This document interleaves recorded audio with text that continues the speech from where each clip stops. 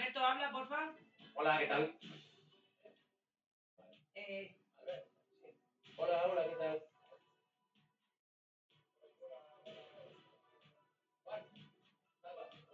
Hola, ¿qué tal?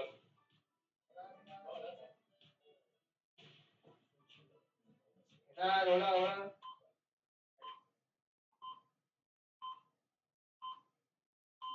Són les 9. Cerdanyola Ràdio, 105.3 FM.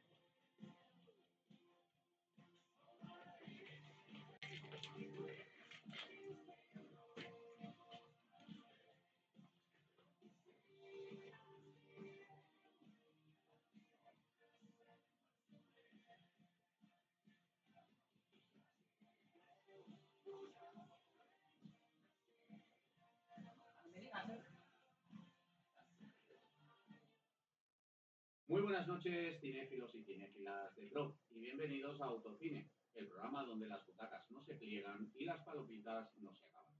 Como cada martes de 9 a 10 de la noche, estamos con vosotros en la 105.3 de la FM, sardañola.info, y también en directo en Twitch.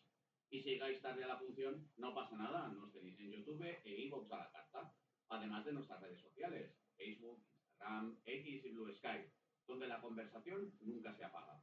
Hoy encendemos el proyector para viajar por una filmografía tan humana como irónica, la de Alexander Payne, un director que sabe como poco reírse de nuestras miserias, con bastante mala leche y mucho corazón. Para este viaje no estamos solos, nos acompañan nuestros sospechosos habituales, Salva Valero, Albert Cuello, Juan Sánchez y Julián Juan Lacasa. Y ojo, que hoy sumamos un fichaje de lujo, amigo del programa, profesor y crítico de cine, Ignacio P. Rico. A los mandos del sonido, asegurándose de que todo suene mejor que en Dolby Surround, tenemos a Nuria Paul, responsable del fanzine Contra Cordura, ese artefacto cultural y, como no, el magazine recién salido de quicio, que lleva por su número 14 y que deberíais estar siguiendo muy de cerca en Instagram. Y quien nos habla, Alberto Rodríguez, presentador y director de este pequeño refugio cinéfilo, así que ajustate el volumen, apagad las luces, que arrancamos en 3, 2, 1... ¡acción!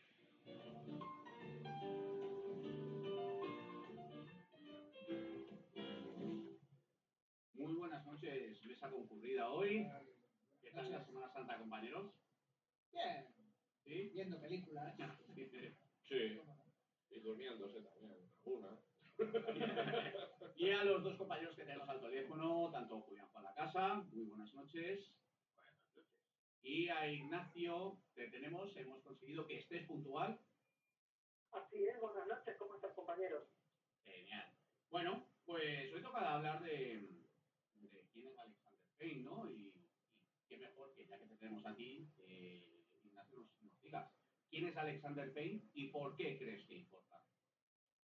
Uy, pues Alexander Payne, la verdad que es uno de los directores más interesantes para mí del cine americano desde los años 90.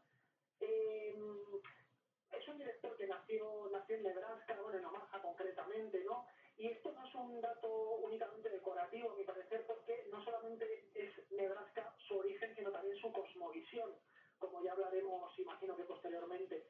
Entonces me gusta mucho, ¿no? Ese retrato en casi todas sus películas, no en todas, ¿no? De esa América interior, que está lejana del glamour costero, de las vidas más discretas, más repetitivas o más jugables en términos morales, ¿no? Y me gusta mucho también porque es un director, por un lado, escéptico, es un gran escéptico, pero luego es alguien a quien la educación católica en su infancia y adolescencia acaba marcando mucho. Y sin llegar a ser un moralista, yo creo que es uno de los grandes cineastas americanos sobre la dignidad del hombre del hombre medio.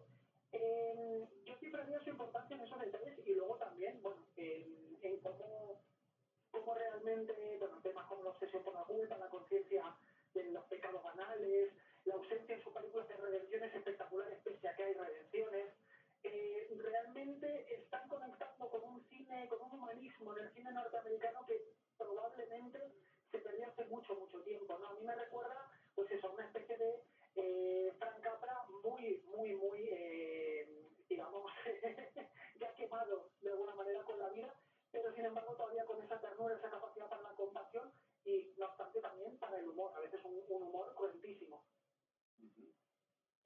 Salva, si tuvieras que ver una sola película de Alexander Payne para explicarnos a la audiencia quién es, ¿cuál sería? ¿Por qué? Buena pregunta. Yo la que he visto así que más me ha marcado de las suyas y que yo recomendaría es Entre Copas, Sideways. Creo que en general es una filosofía de la vida bastante acertada. No etílica, yo creo que no nos dejemos llevar, que los árboles no nos dejen ver el bosque, que nos dejen ver el bosque. Yo te diría que a veces entendemos que los vinos jóvenes son potentes y bueno, parecen más enérgicos y que se lo van a llevar todo, pero realmente la lección de la vida es que un poco la paciencia, la experiencia y esto nos hace al final obtener el mejor fruto de aquellas cosas que tardan más en hacerse, no la rapidez, es un poco esa lección de vida. Albert, ¿crees que es un director fácil o existe cierta madurez cinéfila al espectador?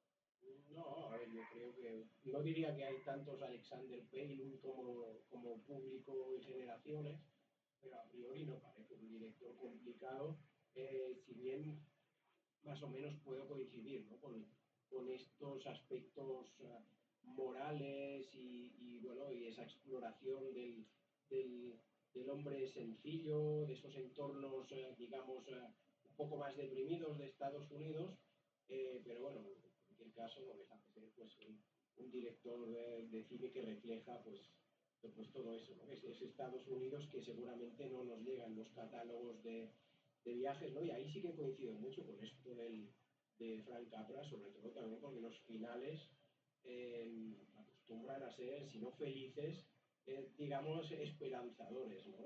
Esto sí que, ahí sí que coincido mucho con el invitado de que hay pues como una especie de versión contemporánea de Frank Capra. Juan, ya que a ti te gusta siempre rememorar esos pases que a veces haces en la biblioteca, cómo descubres tal o cual director o cual película y cómo entra en ti, ¿no? Y el rastro que te deja. ¿Cuándo descubriste tú el cine de Alexander Payne y qué impresión te dejó? Pues lo descubrí viendo Entre Copas, una película suya que vi y me gustó muchísimo. Luego descubrí Nebraska, que para mí es su obra maestra, esa es mi película preferida. Y luego pues he ido recuperando, completista como soy yo, el resto de su filmografía. Y bueno, pues he ido viendo que hay una serie de constantes que lo convierten en un autor. Porque sí que es cierto, todo lo que hemos dicho, es un autor que para mí la clave está en que nos habla de la América real. Y eso hace que su cine emparente no solo con referentes clásicos tan prácticamente mencionados, sino con otros cineastas actuales. Yo pienso que el cine de Alexander Payne tiene bastantes cosas en común con el cine de Richard Linklater, del cual hablamos hace unas semanas, con el de Paul Thomas Anderson, todavía más, del cual también hablamos hace unos pocos programas. También entronca con esa mala leche corrosiva que mencionabais de Michael Moore, el documentalista, el autor de Columbine, por ejemplo, y con cineastas más recientes como Sean Baker, de películas como Anora o The Florida Project, tienen rasgos en común con el cine de Alexander Payne. E incluso yo diría que Ari Aster, aunque en otro registro, pero Paddington, su última película, pues tiene cositas que recuerdan a esa América real que de forma más, aparentemente más amable, nos muestra Alexander Payne, porque ese tono amable que hace que sus personajes nos resulten entrañables, en el fondo cierra una crítica bastante contundente contra su país, la América real, que es la América del desempleo, la América del sobrepeso, es la América de la cultura de los votantes de Donald Trump, que es la América decadente, hortera, prefabricada, puritana, y podemos estar añadiendo adjetivos, es la América de la recesión económica. Entonces, sus personajes son antihéroes, todos ellos son losers, son perdedores, pero nos los muestra de una forma entrañable, nos hace que el patetismo de sus personajes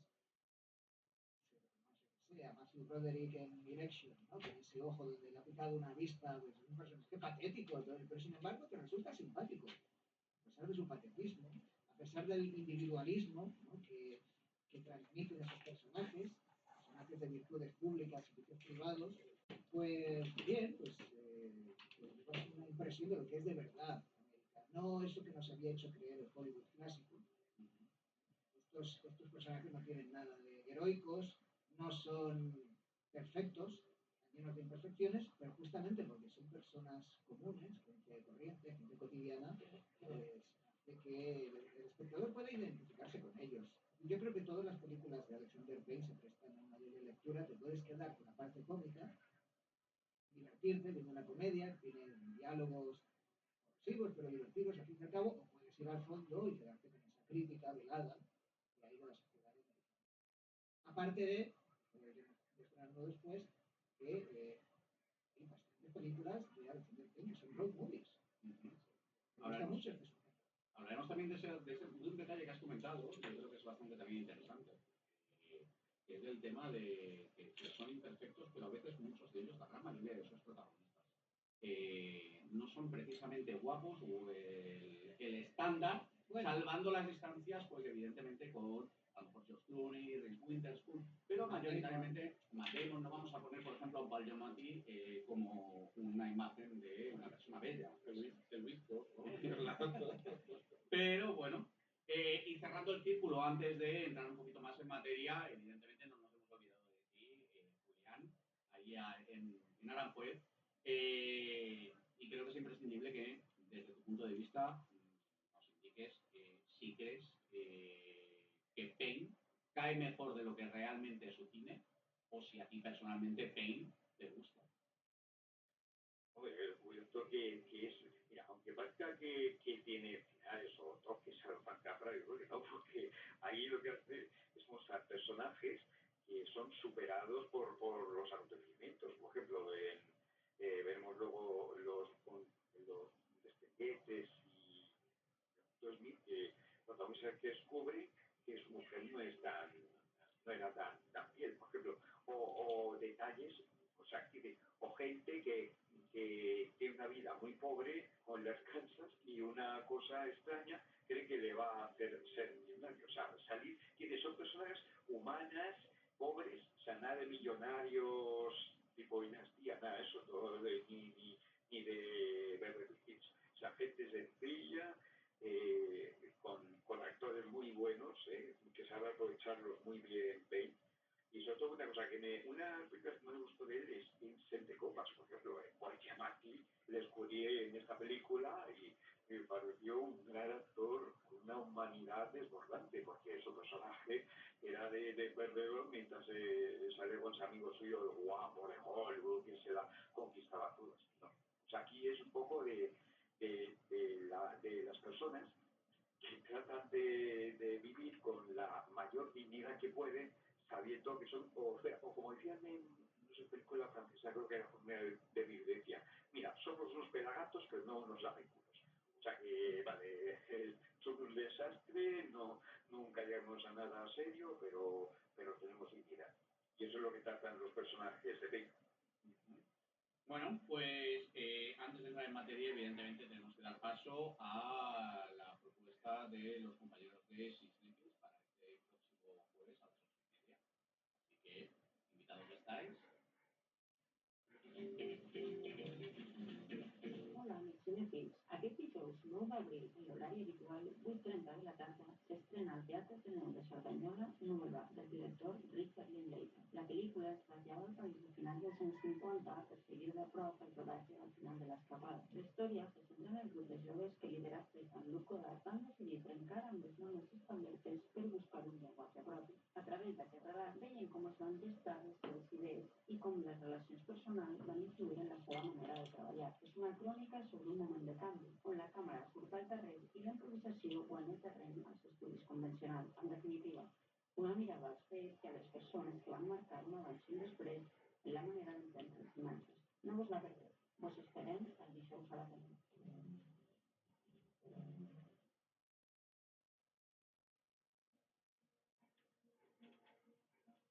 Pues seguimos con Alexander Payne, me parece bien. Entonces, Ignacio, para ti que ya que hemos abierto un poquito la caja de Pandora, y varios temas han salido encima de la mesa con este momento de romper el hielo un poquito sobre Alexander Payne, ¿qué crees que define realmente a Payne? ¿Los temas, el tono y desarrollarlo por alguna película?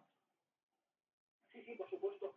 Bueno, yo, retomando con lo que decía Julián hace un momentito, yo no creo, o sea, yo no equipararía fácilmente el cine de Payne con el de Capra. Yo creo que más bien es post-capriano en el sentido de ese escepticismo que marca sus películas y el hecho de que busca, bueno, está en una América sin héroes, esencialmente, ¿no? A diferencia de Capra, que buscaba de alguna manera al héroe del hombre medio americano. Él en realidad busca la dignidad en el hombre medio americano. Entonces yo creo que hay varias cuestiones que se pueden, algunas claves, ¿no?, a destacar. Por un lado, pues eso, es un autor de la América cotidiana, es un autor de las clases medias, de los hombres con trabajos grises, hombres sobre todo, vidas sin ninguna ética, marcado por cierta influencia europea que yo sobre todo señalaría en cuanto a la sobriedad de su estilo visual, ¿no? Esa desnudez de sus mejores películas, esa falta, digamos, de grandes, ¿cómo decirlo?,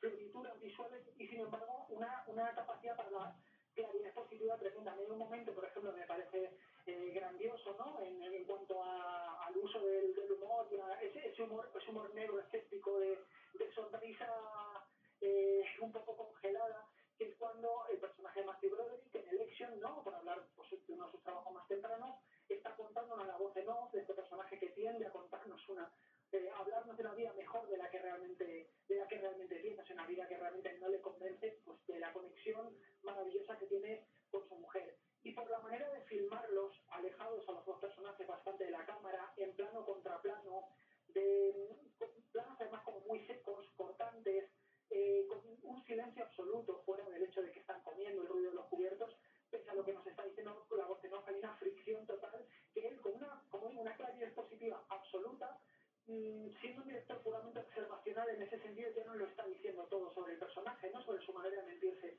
Y es sobre todo eso, es un director de estilísticamente muy observacional, muy sociológico en ocasiones, recordemos, ¿no?, Nebraska, y estos planos que nos muestran un poco, bueno, nos hacen conocer casi la demografía del lugar, del pueblo que están retratando, ¿no?, que son planos incluso sin personajes, puramente paisajísticos. De hecho, creo que su cine, a partir de cierto momento, entre copas, Nebraska y también Los Descendientes, conecta bastante con cierta tradición paisajística del cine americano, con Anthony Mann. Lo que pasa que en Mann el paisaje western hablamos muy épicos, ¿no?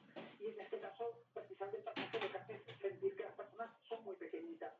Y por otro lado, bueno, como decía antes, después me parece que son películas con una estructura moral bastante católica, muy clara, ¿no?, que proviene de esta educación, con temas como la culpa, la responsabilidad y las consecuencias de nuestras acciones que persiguen a todas sus películas. Además que a mí hay un rasgo de su cine que me encanta, que veo mucho, sobre todo en la última película, que creo que es de las mejores, el de Holdovers, y es el hecho, no sé qué pensáis, de que muestra la fragilidad de los personajes hasta el nivel de lo inmódico, ¿no? Pero no para solamente provocar, pues eso, a veces nos podemos reír, porque nos ayuda, o sea, en realidad es un cine que nos llama a reírnos de nosotros mismos, de nuestras caras, pero lo hace desde una compasión absoluta, ¿no? Y a veces mostrando pues efectos caras que no son nada romantizables ni fáciles de abrazar, ¿no? Como podemos hablar del mal olor del protagonista del Paul Giamatti de The Holdovers.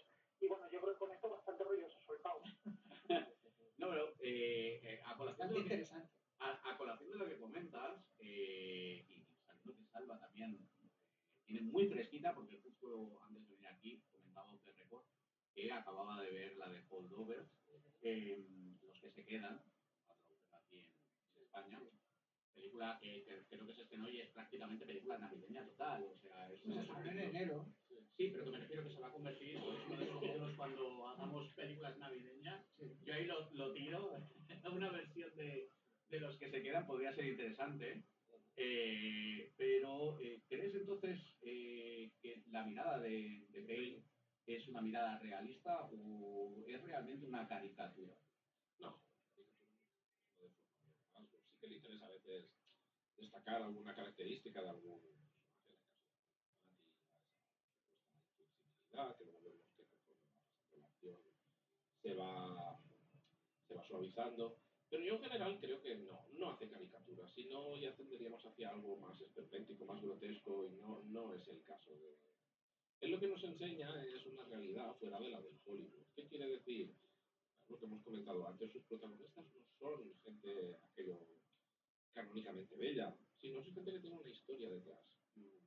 Como decía Unamuno en su momento, es gente que ama salvar, es gente corriente que con sus propios problemas y sus propias historias. Y eso es interesante. Yo para mí lo que me interesa de Payne, y yo no sé hasta qué punto hablaría tanto de un retrato americano, sino que hablaría más de un retrato universal. Por eso Payne nos gusta tanto en Estados Unidos como en Europa. Yo creo que esa es la potencia de... Yo no veo tanto las películas de Payne como un retrato ácido de la América actual o una crítica. No, lo veo más como como diría Balzac, la comedia humana. Es los tipos allí que están todos puestos y a los que vemos desfilar. Bueno, él los sitúa muchos de ellos en Estados Unidos, pero no veo tan claro yo una voluntad tan crítica de la sociedad americana.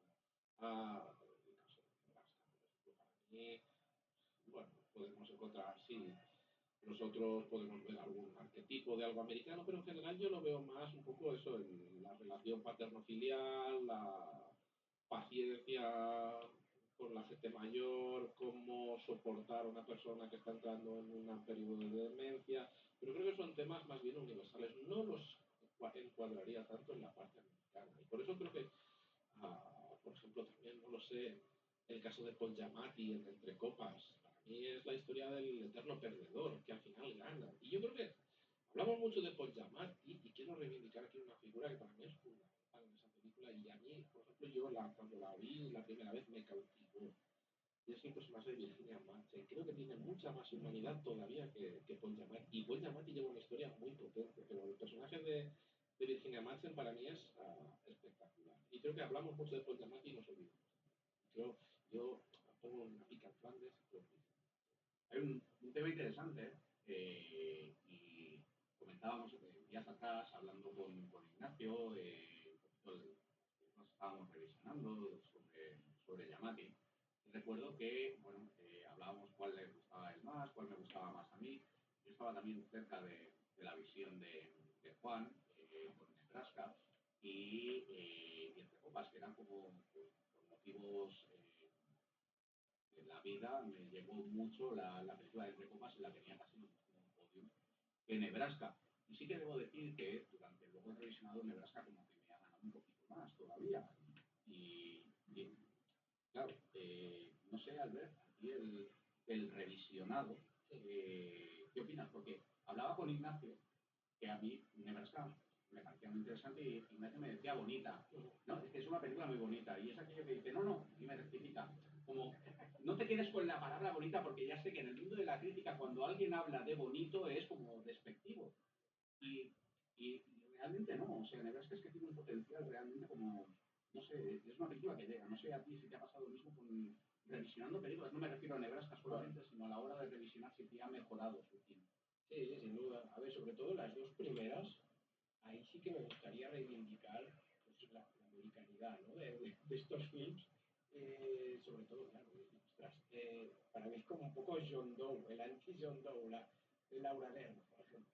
Bueno, alguien que de la noche a la mañana, incluso sin haber hecho nada especialmente honroso, se convierte, pues eso, algo que hemos visto en muchas películas americanas, que es un centro de debate, me atrevo a decir, nacional, ¿no? Aquí que vemos personajes grotescos, como por ejemplo el señor Paul Reynolds, y algún actor más. Y luego la serie de sí, claro, bastante mayor, es exactamente.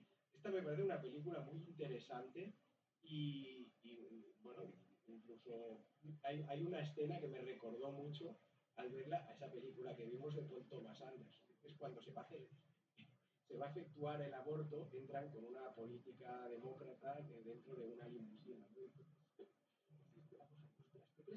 mensaje ético que transmitimos nosotros de entrar con una limusina realmente es contradictorio. Es decir, tiene muchas cosas. En la película esta en concreto de Nebraska, sí que me gustaría decir que lo que es la historia de la decadencia del padre, todo eso, o digamos la comprensión, digamos el sacrificio, el renunciar a unos sueños por estar estos últimos meses de la vida de tu padre siguiéndolo, es algo que no me ha llegado tanto, como por ejemplo en Big Fish, por ejemplo, que sí que veo que es una película que es muy tierna, ¿no? En el sentido de los padres. Me gusta mucho más esa relación del emigrante cuando vuelve al pueblo.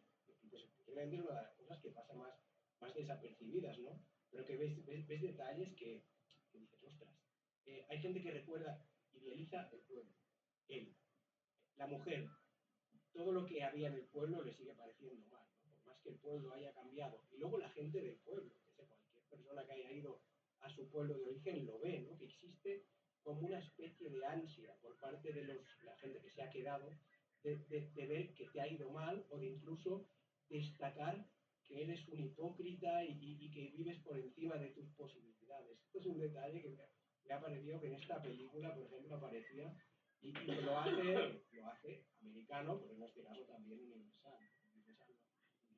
Yo, no sé, hay una cosa al principio que comentaba Ignacio y también, de alguna forma también, tú también lo comentabas, Juan, y es el tema de la redención, ¿no? En su cine.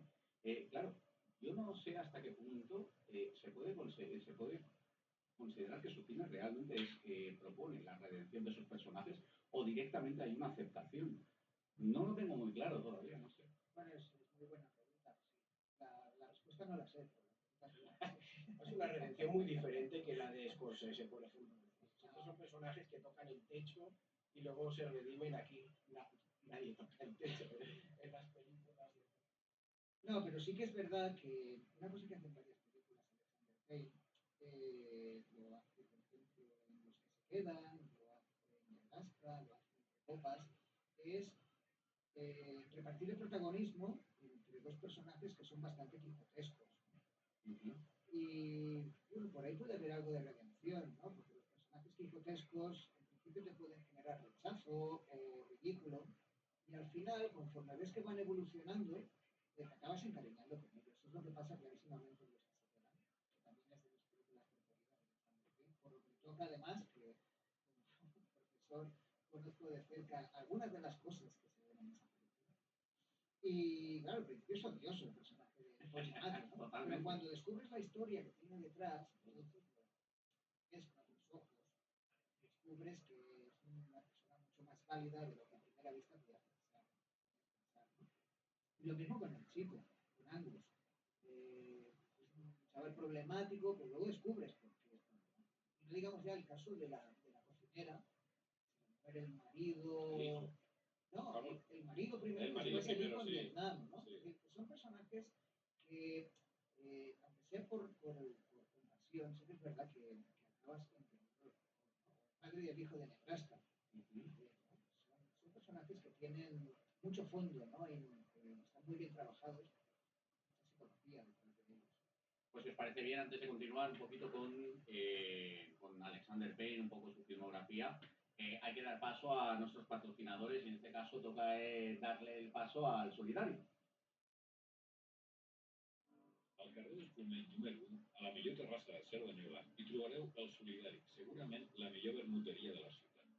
Al Solidari hi trobareu un ambient acollidor, un servei excel·lent i la millor selecció de vermuts i cerveses. Som mestres, som un lloc de reunió amb molt d'interès per la cultura. Exposicions mensuals, clubs de lectura, tertúlies, concerts. Som la seu de l'Associació Cultural La Constància. Col·laborem amb els castellers, amb la sardana, amb la batucada i amb tot el que significa cultura de Caldes. Si voleu conèixer-nos millor, no dubteu a seguir-nos a l'Instagram, el Solidari Cervesa. Si voleu gaudir d'una bona estona de vermut, no dubteu a reservar la vostra taula. I recordeu que podeu venir amb els vostres pregunts. El Solidari, art, vermut, vir, ampliats.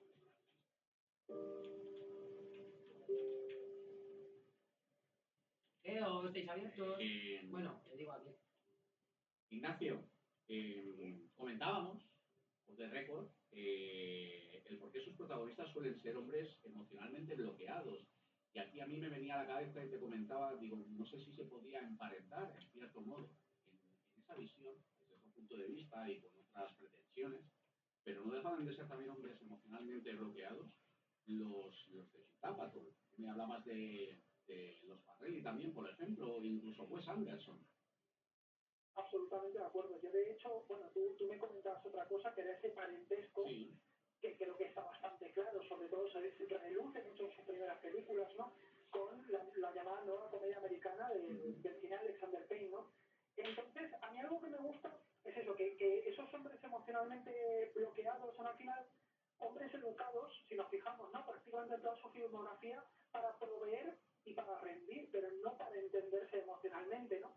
Y a mí la diferencia que le veo con Apatow y con los Farrelly, que la comparación me parece absolutamente acertada, la de Apatow no lo había pensado hasta que tú me lo has dicho, y creo que es fantástica, es que en Apatow esa incapacidad, digamos, para entenderse, para pensarse, para comunicarse emocionalmente, los convierte en hombres en una especie de inmadurez crónica, ¿no? Que son tipos que se refugian en la perpetua adolescencia, y en los Farrelly más bien en lo grotesco, ¿no? Y en una, digamos, en una especie de exposición vulnerable de su cuerpo prácticamente adolescente, ¿no? De vergüenza constante de sí mismos ante los demás. Pero para mí, fíjate, con respecto a Apatow, y a que Apatow me gusta, los Farrelly me gustan también, me parece que un paso más allá, porque ya sus personajes no se pueden esconder en la comedia. Es decir, hay comedia con respecto a sus personajes, sí, pero están obligados a mirarse. Y para mí lo interesante es que no les gusta lo que ven, ¿no? Antes hablaba de aceptación, y yo creo que es que la redención pasa un poco por ahí. No con él, se ven obligados a mirarse, a ponerse frente al espejo, y se ven con todos sus defectos. Y a través del otro, de alguna manera, se acaban aceptando con todos sus defectos y con sus taras en los mejores casos, ¿no? Hay una ternura en ese sentido en su cine que a mí me parece muy bonita, porque no es la típica, no es una ternura fácil realmente, es una ternura de, oye, somos así. O sea, fíjate que incluso en ese punto me parece que se puede conectar hasta con el cine de un director aparentemente cínico y nihilista, que tampoco creo que lo hacía del todo, como Todd Solondz. Creo que hay ahí un hilo conductor, ¿no? Con este vernos con todas nuestras miserias y acabar queriéndonos a nosotros pues a todas nuestras miserias. A mí, con respecto a este bloque emocional, mi peli favorita de él, que es a propósito es Smith, ¿no?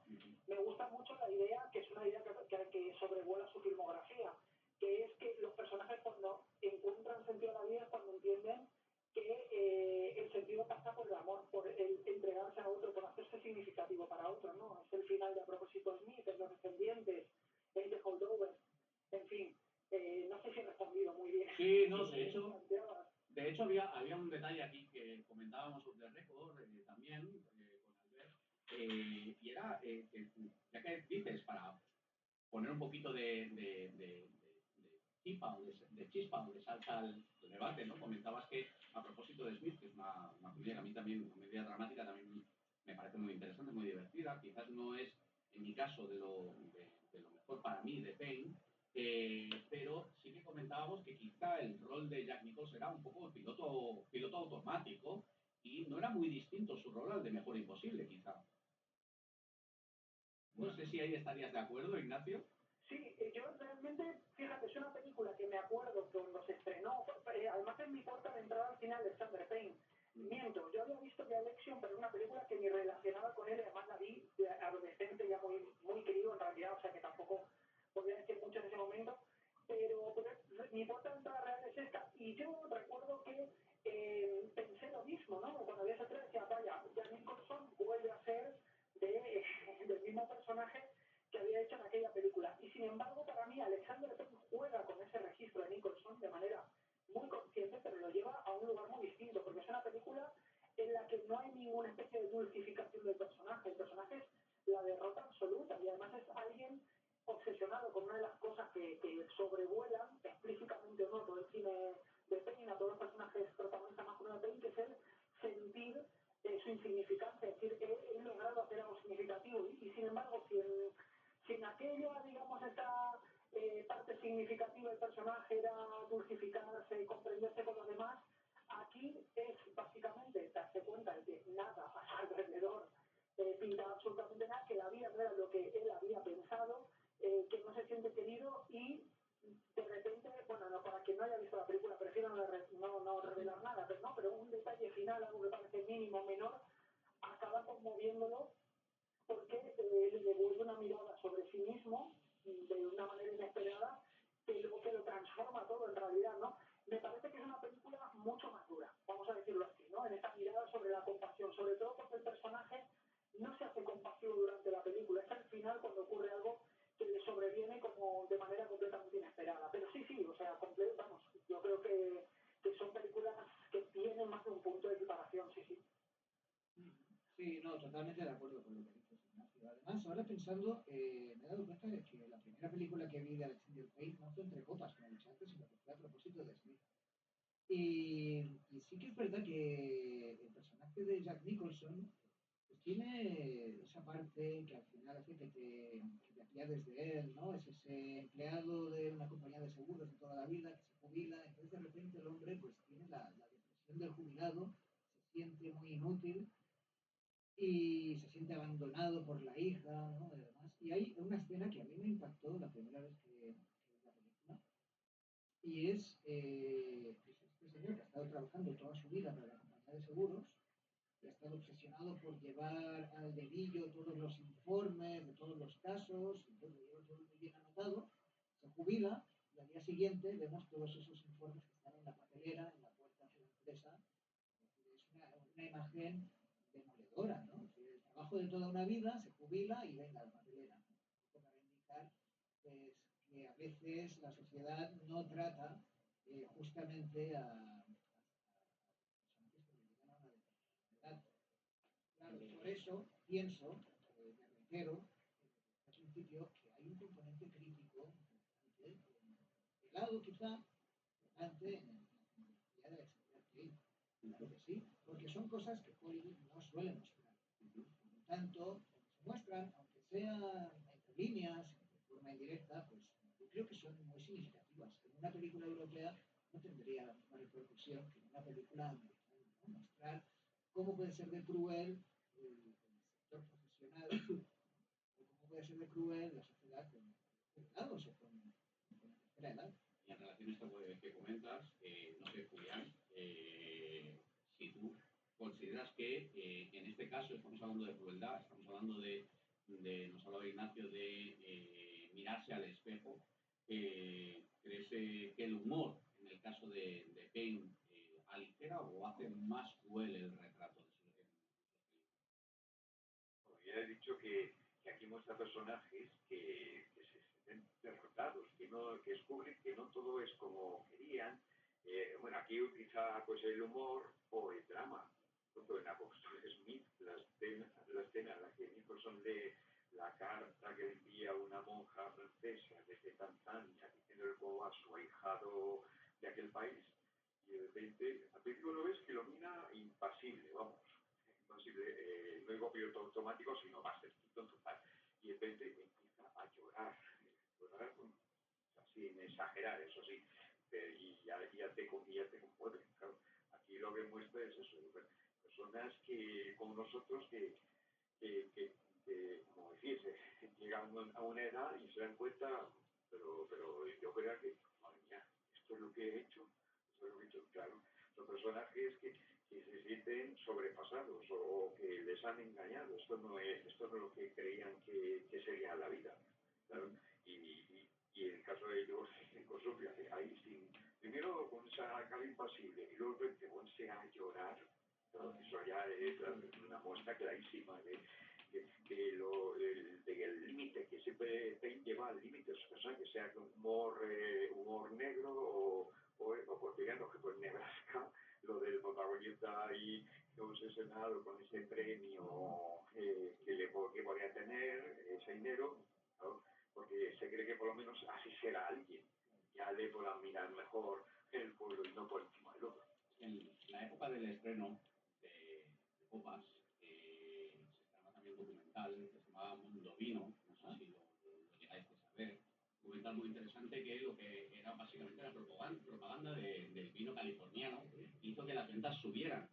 Y curioso que un documental llegue a influenciar en la venta del vino californiano, pero más curioso es también que posteriormente cuando se estrena la película de Entre Copas, una película que realmente no es que fuera el gran taquillazo, provocó que la venta de Merlot, pero sobre todo el Merlot, que lo critican tanto en Entre Copas, provocó una quiebra en la venta del vino de la uva Merlot.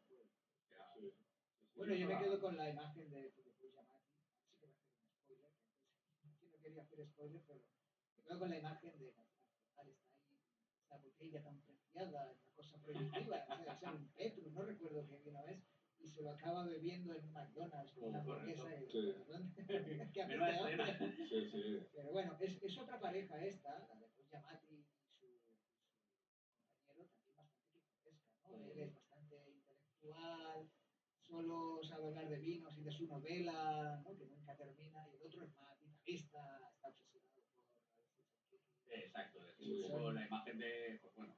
Pero se complementan muy bien, ¿no? Sí.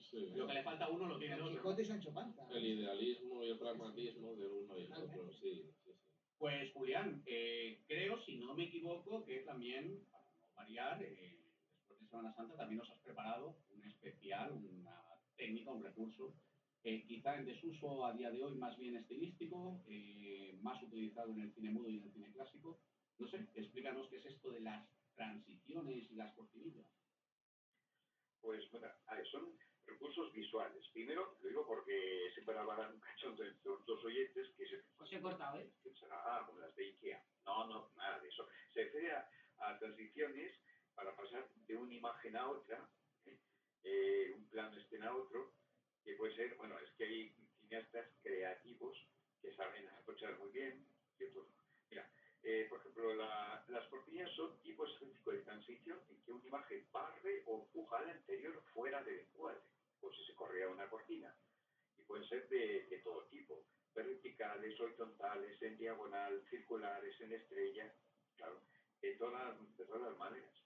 Incluso creo que hay un vídeo, o sea, un sistema de edición de vídeo, de esos que puede hacerlo cualquiera, ya vi yo ese sistema. Pero en el cine mudo sabía utilizarlo para hacer arte de todo tipo. Y uno de transiciones que se usa mucho, por ejemplo, era el fundido en negro. Cuando acaba una escena y empieza otra. O si no, por ejemplo, el maestro Imán Berman en Grito y Susurros, que gracias a su director de fotografía Sven Nykvist, utilizó lo de que en vez del fundido en negro era en rojo, para expresar el dramatismo de la historia que se estaba contando. Pero aquí, eso de las transiciones, o las cortinillas, puede ser como he dicho, de todo tipo. O sea, puede ser eso, yo uso muchas veces para sitios incluso de colores, como su universo visual. Y en otra sería para toque nostálgico, lo que fuera, o directores coreanos como Park Chan-wook lo usaban para subrayar la estructura formal y el peso dramático, según lo que sea, o Tarantino en Kill Bill también lo usaba de muchas maneras. Bueno, sobre todo porque Tarantino, como sabemos, como siempre dicen, el maestro del cine es el reciclaje. O sea, coge cosas ya hechas y los rehace a su manera. Lo que pasa es que, claro, lo hará según sean como las otras películas, pues venga, yo voy a imitar este estilo, así. Pero esto se usa más, bueno, ahora no se usa tanto porque, claro, ahora quizá muchos cineastas no tienen esa imaginación, que sabes cambiar de escena. O, por ejemplo, no sé qué película había una escena que alguien le da a marcar a un teléfono de estos antiguos de disco y de repente, como si fuera un truco de magia, se convierte en una rueda de un coche que da vueltas.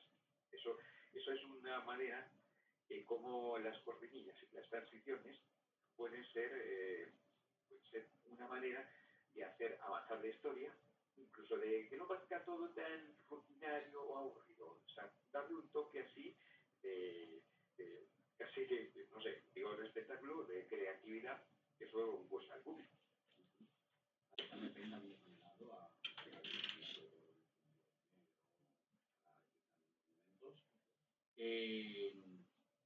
Alba, no sé, tú a día de hoy, es que hemos hablado de un cine que a lo mejor no es muy espectacular, pero ¿crees que su cine es visualmente pobre o esa austeridad es deliberada?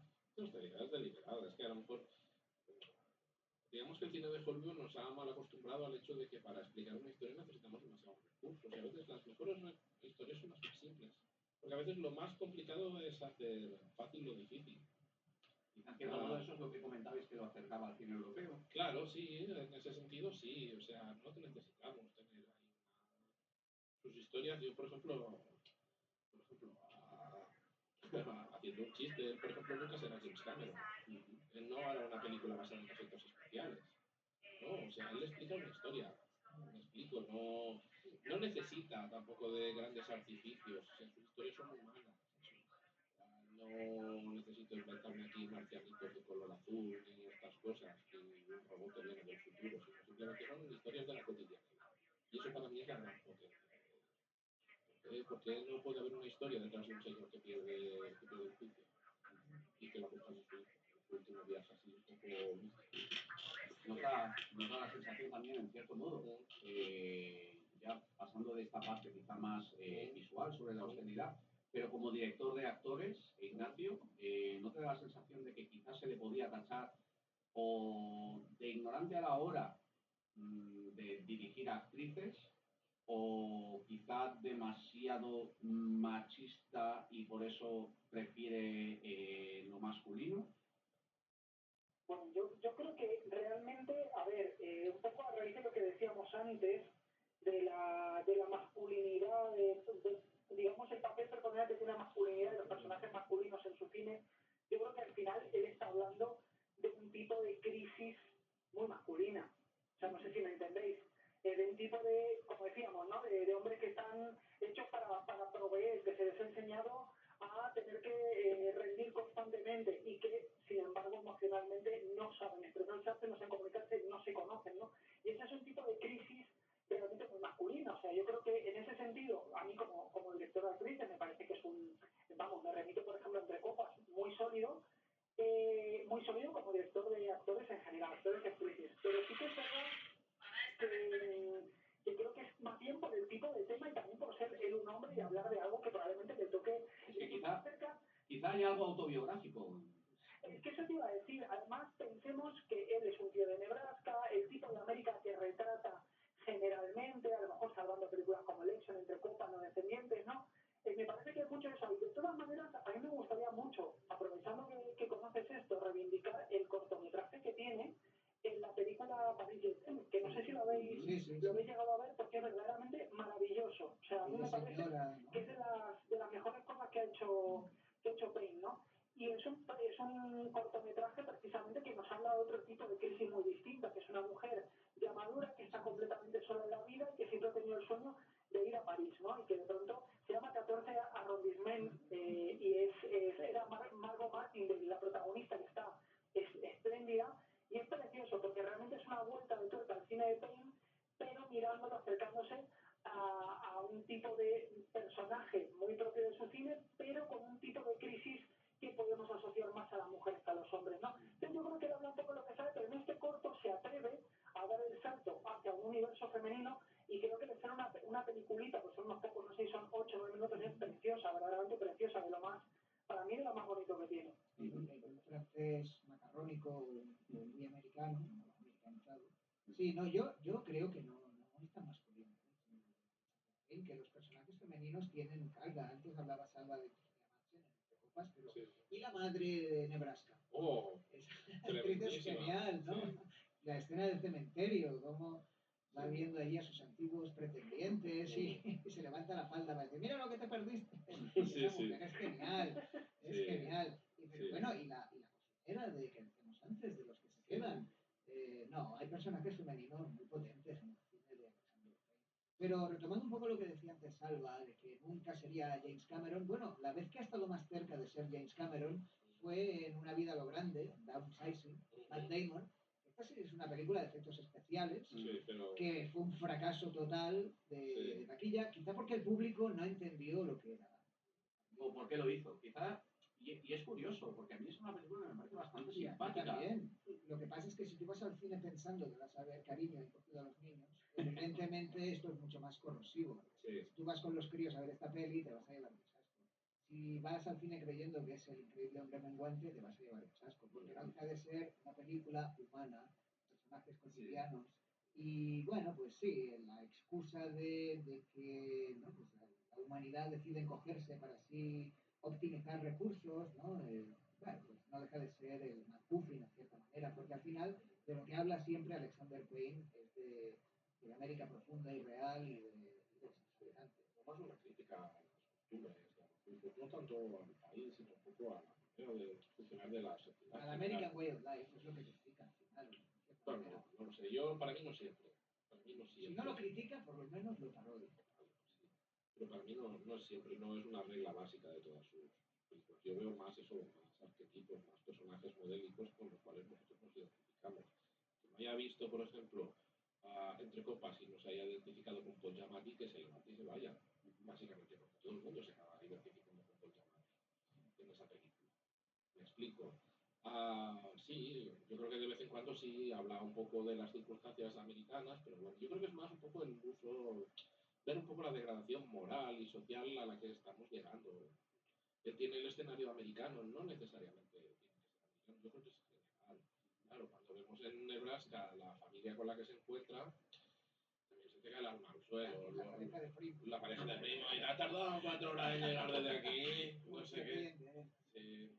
Y luego vemos, yo qué sé, toda la familia que viene allí cuando oyen que se ha llevado el premio, pues vienen todos allí no, es que yo cuando tú estuviste malo yo te di esto y yo, ¿sabes? Y la madre vuelve a poner las cosas en su sitio, que la madre es lo menos femenino que hay en esa película, porque lleva los pantalones y tiene una boca que deja la suelta. Y el personaje de Stacy Keach. Y Stacy Keach otro, sí. Bueno, aparte de la temática que hoy nos toca, aparte de los recursos cinematográficos que nos comenta siempre cada semana Julián Juan la Casa, y aparte evidentemente de Cisnefields, Sardañola también tiene mucho interés por el cine. Y en esta ocasión tenemos también a otros compañeros, otros amigos del programa que bueno, se dedican al Cineforum y tienen una propuesta para el 21 de abril.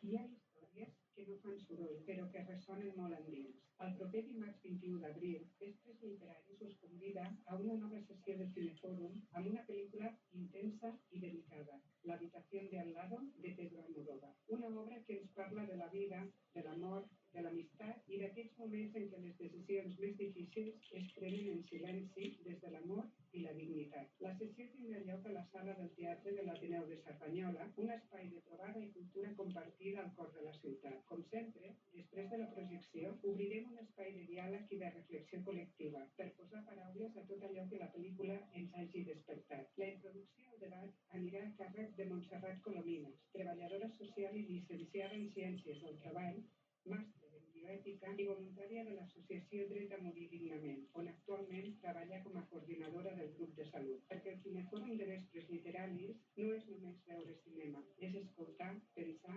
compartir i deixar-nos interpel·lar. Recordeu, dimarts 21 d'abril, a l'Ateneu de Cerdanyola, l'habitació de al lado. Una cita amb el bon cinema i amb les preguntes que realment importen. L'entrada és lliure i gratuïta.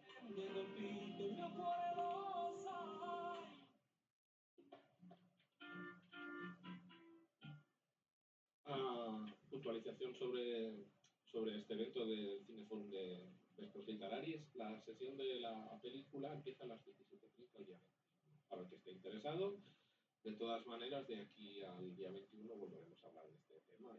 Y si queréis, pues ya que estéis aquí, si queréis podéis venir aquí desde público y podéis vernos desde... Por ejemplo, exacto. Eso es una opción. Sí, sí. Retomando un poquito con Alexander Payne, ya en los últimos actores del programa, no sé si sería interesante, si consideráis que podríamos hablar de etapas, no tiene una filmografía muy extensa, quizá podemos ver una primera etapa. 5 minutos. más interesante sería la de Ruth, una chica sorprendente, Election, la primera película que nos comentaba mientras sonaba la falca Juan. The Passion of Martin en el 91, que es una adaptación del Túnel de Ernesto Sábato. Todo ello son miradas un poco más agresivas, casi caricaturescas. Luego pasaríamos a lo mejor a una etapa más de madurez, más humana, melancólica, que sería aquí la película preferida de Ignacio, que sería A propósito de Smith, y ya tiraríamos adelante con ese tono más compasivo, personajes más complejos, ¿no? No sé, Ignacio, ¿tú consideras que hay más etapas intermedias o verdaderamente es muy difícil todavía poder desarrollar en su filmografía una etapa clara? Pues fijaros que yo sí que pienso que hay una etapilla ahí intermedia, ¿no? De películas que parecen que continúan un poco el legado, el camino de A propósito de Smith, que sería Entre copas, ¿cómo es que se me va la cabeza? Entre copas, Nebraska y, y Los descendientes, ¿no? Bueno, las he dicho desordenadas, pero ya me entendéis. Porque creo que son películas en las que él, como cineasta, esto se ve muy claramente en Nebraska y Los descendientes, sobre todo, tiene una mayor estilización. O sea, son como planos más, no voy a decir trabajados, porque no creo que sean trabajados, ¿no? Pero que donde son como mucho más visibles los estilismos, el tipo de encuadre, o sea, digamos que se vuelve menos sencillo. Y justo yo creo que en esas películas, siendo películas que me gustan las tres, sobre todo Nebraska, pero las tres me parece que están bien, me parece que se pierde a veces un poco, ¿no? De esa naturalidad que tenía parte de su cine previo. Ojo, que no lo estoy diciendo como, vamos, ni mucho menos que no son películas menores, porque a mí, por ejemplo, Nebraska me parece fantástica. Pero sí que creo que ahí tiene un punto en el que está buscando, y Downsizing es una cosa un poco extraña. A mí es una película que también me gusta, pero pienso que anda mirando otras formas de hacer las cosas, ¿no? Otro tipo de humor, sale un poco de sí mismo en algunos puntos, en una película muy personal. Pero sobre todo yo creo que yo cifraría esa etapa intermedia en ese punto, ¿no? De películas más estilizadas. Albert, tú Ignacio, creo que también ha comentado algo, Juan, el tema de acercarlo a Frank Capra. ¿Payne evoluciona realmente o perfecciona siempre la misma película? Yo creo que más bien lo segundo. Me gustan las dos primeras, en este caso la segunda y la tercera, porque ofrece más variables. Claro, tú cuando ves la peli de Jack Nicholson, empieza la película y dice, me tengo que ir a la boda de mi hija. La historia termina que el señor va a la boda de su hija. Es decir, no se lía con la consuegra, no manda a regar al redneck de su yerno. Es decir, no pasa absolutamente nada. Es un poco como las películas de la señora, que tanto se critica a veces con razón, otras no, de la señora Isabel Couchet.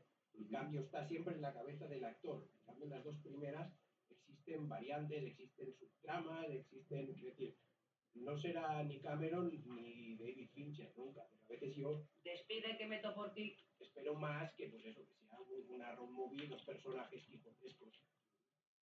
Damos, si da tiempo, no sé qué me dice, para el patrocinador, último patrocinador, Xavi Oliver, y aprovechamos ya para despedirnos desde aquí. Muchísimas gracias, Ignacio, Julián por la casa, Juan, Albert y Salva, y quien nos salva Alberto, más esa técnica impagable Nuria Folk.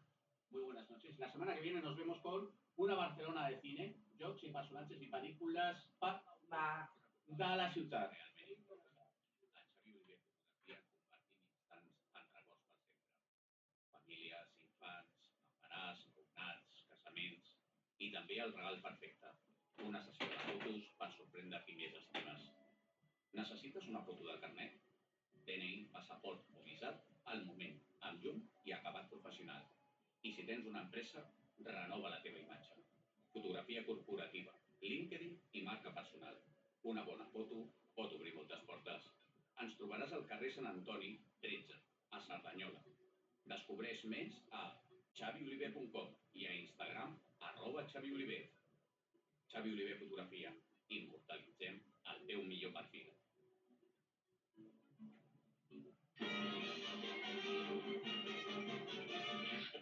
Empezado, amigos.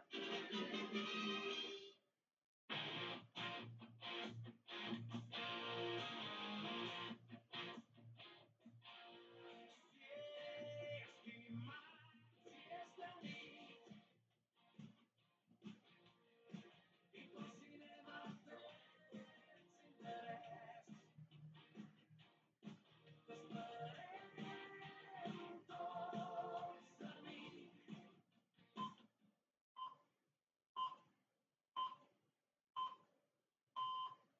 els peus.